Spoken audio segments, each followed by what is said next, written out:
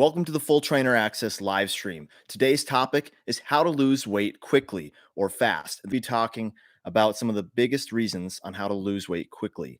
All right, number one is create a calorie deficit. Number two is choose nutrient dense foods.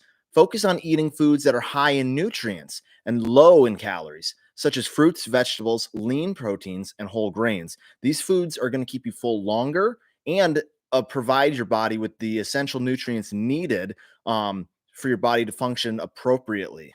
Number three is drink more water.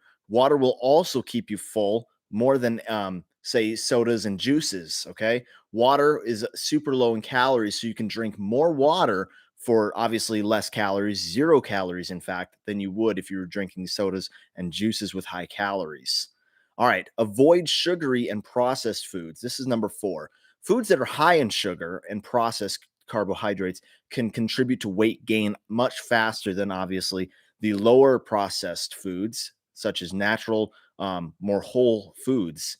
Try to limit these types of foods in your diet, making sure that they're only a part. An 80-20 rule is excellent. 80% of your food should be coming from whole foods or non-processed foods. 20% is okay to add in, so that way you don't feel like you're on such a strict diet. You still get to enjoy some of the foods that are, tasty for you.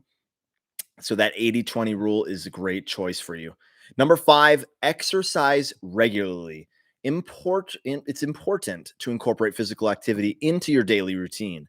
Aim for at least 150 minutes of moderate intensity exercise per week. Now, that's just a general like rule of thumb, and this could be cardio or like walking. Like I like to consider walking as cardio, but it's very low intensity. So I somewhere between walking and running, jogging, elliptical, bike riding, all of these are going to be great or great choices for you to get your 150 minutes in, which is recommended by the by the FDA, by the US corporation of health and fitness. 150 minutes is the general basic guideline. Some people might need more, some people might need less, especially if we're just counting it as cardio. When we add weight training into the equation, it can change how much cardio you may or may not need. But that's just a basic guideline, is to get your 150 minutes of cardio in each week. All right. Number six is get enough sleep. The lack of sleep can actually disrupt your hormones and increase your appetite. There's been many studies done on this showing that people with poor sleep habits are hungrier the following day, specifically after a short night of sleep with a few hours. So getting in 7 to 8 hours is recommended as ideal, but anything below that definitely can disrupt your hormones and make you hungrier, increase your appetite for the next day. And not only that, but when we're hungrier, we actually tend to choose and lean into the more highly processed foods and the not healthy foods for you. Number seven is to practice mindful eating. So, not eating while you're watching the TV, not eating while you're scrolling on your phone. This can cause, and studies have shown this, cause an increase in calorie intake by up to 20% increase in how much food you're actually eating. So essentially it's mindless eating. If you're watching on your phone or on a laptop or your TV, whatever, you end up eating more calories than somebody who's being mindful, who's actually thinking about the food they're eating, maybe just choosing to chew the food longer. All that stuff adds up. But the studies have shown up to 20% extra calories per meal. That's insane. So can definitely add up in the long run. All right, number eight is to reduce the stress. Okay, stress can also contribute to weight gain. I'm sure you've all heard of that before. Find ways to manage your stress, such as meditation, yoga, or deep breathing. Now, a lot of people think that stuff is not for them, or that's a fairy tale, right? But it's true. Having a mindful, and I don't think that very many people actually practice yoga, mindfulness, meditation of any kind, or deep breathing of any kind. I mean, I'm talking a very small amount of people, usually fitness fanatics, that are actually incorporating this into a daily practice. But doing this, obviously, I mean, I think it's obvious to most of us, is totally going to reduce the stress in your life. All right, number 10 Number 9 actually is next. Use smaller plates. Using smaller plates can actually help you eat less without feeling deprived. So essentially, grab a smaller plate rather than a large one and load that up. And essentially, you're actually tricking your brain. It's a full plate of food, but it's on a smaller platter. Now, when you finish your plate, we check the box and you can put the plate in the sink. You don't need seconds. When you load up a big plate, our brain, I think it's just part of, maybe the way we grew up, but cleaning your plate has kind of been, it's definitely a stigma. It's something that, like, I don't know if we find pride in doing that, or if we did when we were kids. Maybe you were under eating as a child and your parents wanted you to finish your plate or clean your plate, as is a common saying. But it's certainly not necessary, especially if you're overweight or obese, and if your goal is to lose weight. Don't need to clear your plate or clean your plate. Try to use smaller plates. It's a great tip. Number 10 is seek support. So you should find a friend, family member, or a professional who can offer you support and accountability as you work towards your weight loss goal. Somebody who can hold you accountable, somebody you trust, and somebody who knows what they're doing and knows what you're doing and can help you through this journey is going to be very, very good for you. Now, as far as my personal experience on that, I think a professional is a great way to start. However, if that's not financially feasible for you, I would definitely recommend finding that family member or friend, somebody who you see on a regular basis. You don't want to try to stay accountable with somebody who lives across the country and you don't talk to them very much. It's not going to help. So somebody you see on a regular basis, a weekly basis would be great.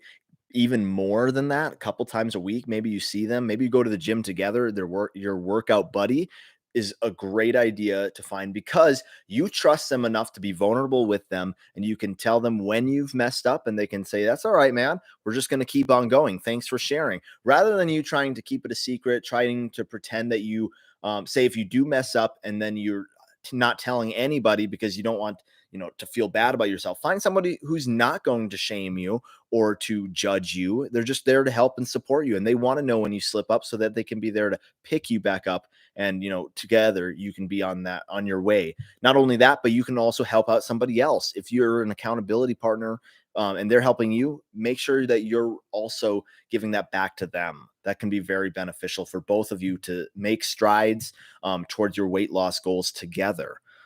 So that was the 10 tips for losing weight quickly. Now, on top of that, I just want to make sure I preface this again, that losing weight at a very fast rate is actually not very healthy for the human body. Like, it requires a lot of energy, right, to burn off all those calories. And what can actually happen when we lose weight too quickly, we lose body fat and muscle mass, which is never a good thing. Losing muscle mass is never good because it actually can, unfortunately, reduce the amount of calories you're actually burning each day. It can lower your metabolism, and a low metabolism doesn't burn off a lot of calories. So the more muscle you keep on your frame, on your body, the more calories you'll be able to burn off later. So if you lose body fat too quickly, people end up losing a lot of muscle with the body fat, and then their metabolism goes down, and it has a negative impact on their future weight loss goals.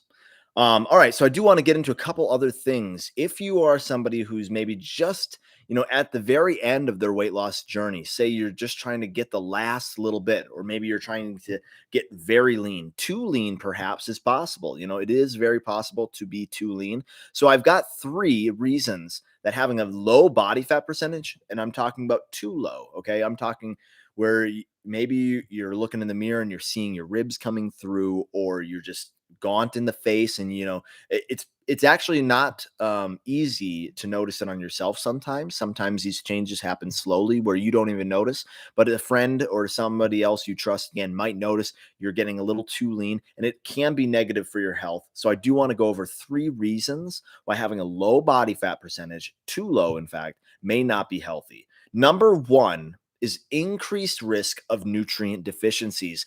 When your body fat levels are very low, it can be difficult to get enough calories and nutrients such as vitamin D, E, K, and A, as well as some essential fatty acids into your diet. That's when you're not eating right enough food. You're obviously very lean and you want to get even leaner. Maybe you're trying to get that six pack, but now you're cutting out some food groups that have some vital nutrients or fatty acids in there that you may need.